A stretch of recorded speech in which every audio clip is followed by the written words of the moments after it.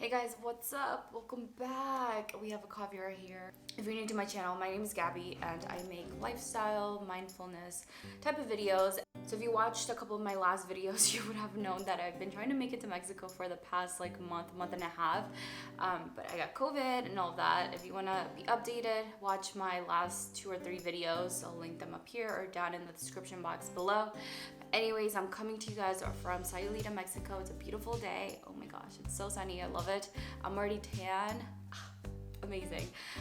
But today I wanted to share with you guys some lifestyle habits that have honestly, truly changed my life. These habits that I've implemented in my life have made a huge impact over the last 2 or 3 years when I started my health and wellness journey in 2018, and hopefully helps you out too if you're on the same journey and the same path as I am. So let's get started. I know I talk too much. Don't forget to subscribe and thumbs up this video and to come back next week for another one. But now, let's get on to the video. Let's go. The first one that I have with you guys is a very simple one, and it has been the habit of drinking water. And no, I don't drink this all in one day because this is a lot of water. This is 0.5 liters. In Mexico, you can't drink tap water, so I have to go buy these like huge gallons of water. But just simply drinking water has honestly changed my life. I carry this. If you saw my packing video, you guys would have seen this. This is my tequila water bottle. I got it at Target, and it keeps my water cold. I drink maybe 2 or 3 of these a day, but it honestly has changed my life so much to just drink water. I never used to drink water.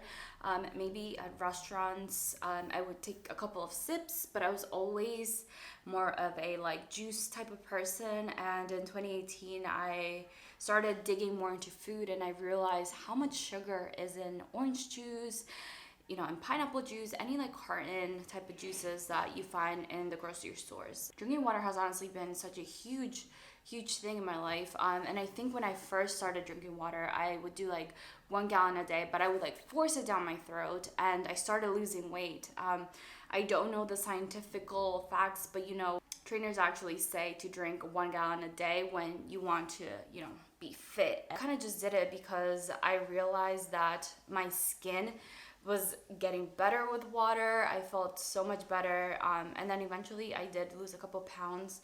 It did help with weight.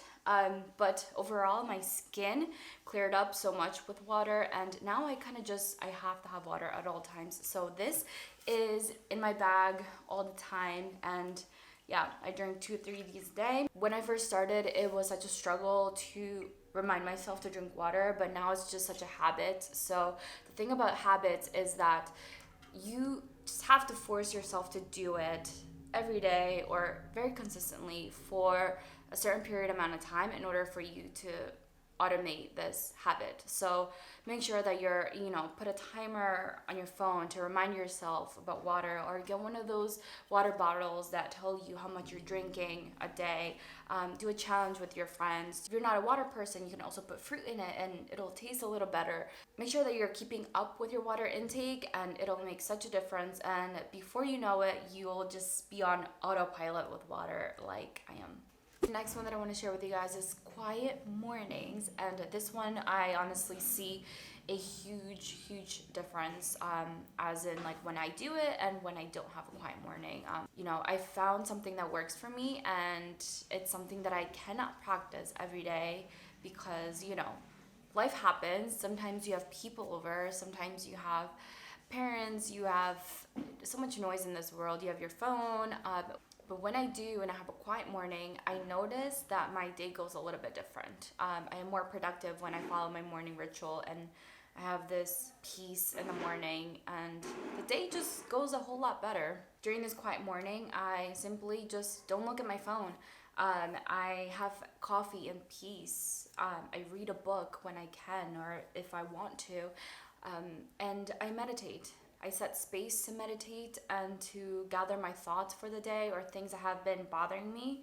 And it's just such a nice way to start the day and has made such a huge difference in my days. I notice that I am way more at peace in here than when I don't. And I know that it's hard to follow your routine, especially 7 days a week, and do it all over again, especially if you have, if you live with people.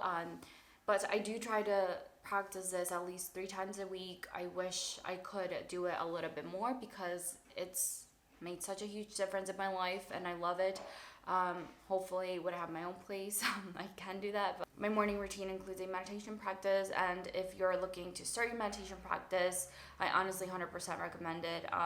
I have gone more into it the past 2 years and has completely honestly impacted my life in such a positive way. It has helped me gather my thoughts. If you're looking to start or curious about meditation, I have another video that's the pranayama video to help you start your meditation practice. Quiet mornings also include not looking at my phone, and this is something that I really wish I could do more often. Sometimes I'm really good about it, sometimes I'm not, but I like to plug in my phone and leave it charging overnight far away from me and not have it next to me. So that's something that I do practice, but sometimes it's just not possible. It's so great to not intake information right away in the morning, so it makes such a huge difference if you don't look at your phone in the morning. So I try to not do it, but we're not perfect, so sometimes we do look at our phones, and then I just spend 30 or an hour on my phone in the morning and I hate it. It's not something that I like to do, so I prefer not to look at my phone first thing in the morning.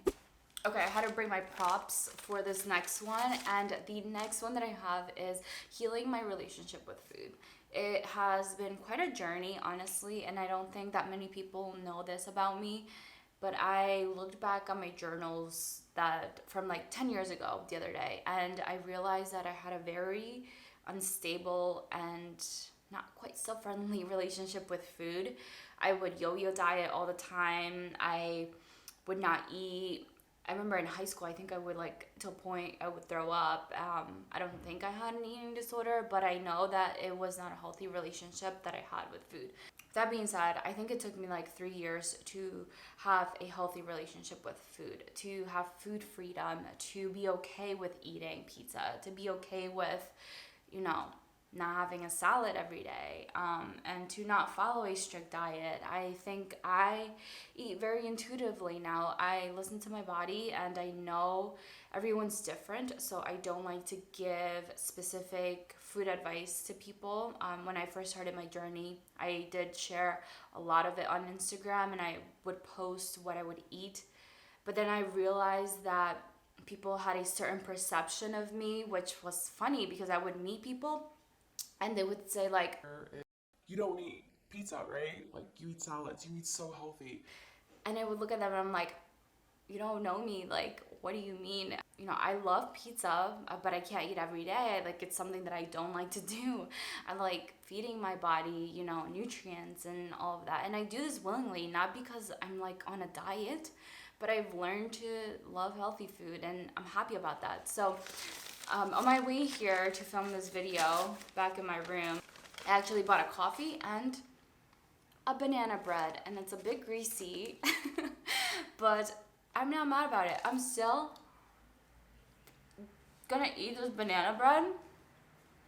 So finding a balance with food and healing my relationship with it has given me true freedom. I lost weight because of it as well, because I was not yo-yo dieting. I wasn't restricting myself. I was okay mentally with eating whatever I wanted, but I also found a balance between eating what I wanted. Sorry. I found a healthy balance that I liked and that worked for me, and I think that's what so many people need to do, because we live in this society where dieting is such a thing, there's keto, there's paleo. I don't think that all diets fit all human beings. We're all so different, and I just want to put a disclaimer out here, but I'm not a dietitian, but I know that everyone's different and people are going to react very differently to certain diets, and people tend to just Google things and see what's trending and they jump on it, and maybe it works for a few months, but if you're trying to do this long term, I don't think diets are sustainable, and that's just my opinion. But I want to eat banana bread whenever I want, and I know that it's not healthy to eat every day. I wouldn't, but if I'm craving it, I'm going to grab it. So I also crave salads and greens, and I love eating them. So I found a healthy balance that works for me. My suggestion to you, if you're trying to switch to this, I don't know, lifestyle, healthier lifestyle, I would say just heal your relationship with it. Lastly, this last habit has honestly truly changed my life, in my personal life, my work life, everything, just everything. Here it is. It is, do not take things personal. Okay. I got this from the book The Four Agreements, and I read this I think 2 years ago now. It honestly opened up my eyes to new things. It just lifted off the weight of a lot of feelings, because I used to be the type of person who would take a lot of things personal. Like, if someone didn't want to hang out with me, I would take it personal. If someone was mad at me, I would take it personal. If someone wouldn't answer an email, I would take it personal. Like, what did I do? Did I say something wrong? Did I, it would just bother me, and it would stay in my head, in my mind, and I feel like it would stop me from being me. And I felt like I was just walking on eggshells all the time about what I should say, what I should think, what I should do with certain people. And it's honestly such a restricted way of living, and I didn't realize how bad it was for me. I was limiting myself, and I wasn't really living. I was always cautious. And I don't think that's a way of living. I don't think this is for everybody, because not a lot of people take things personal, but there are some, like me, like I used to, that do take things personal, and they drive themselves crazy. And once I read this, I was like, wow, really? Like, I really shouldn't take things personal. I don't know like what triggered it, but it has been a huge motto and something that I remind myself all the time. And it has changed the way I live. I feel like I'm free now, and it feels so good. I highly recommend The Four Agreements if you haven't read it. It's such a great book. It's a short read. You can read it in one sitting. I think the biggest impact it has had on my life is at work.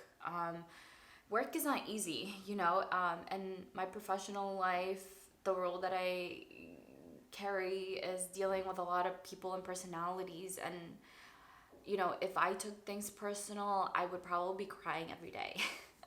Let's just say that.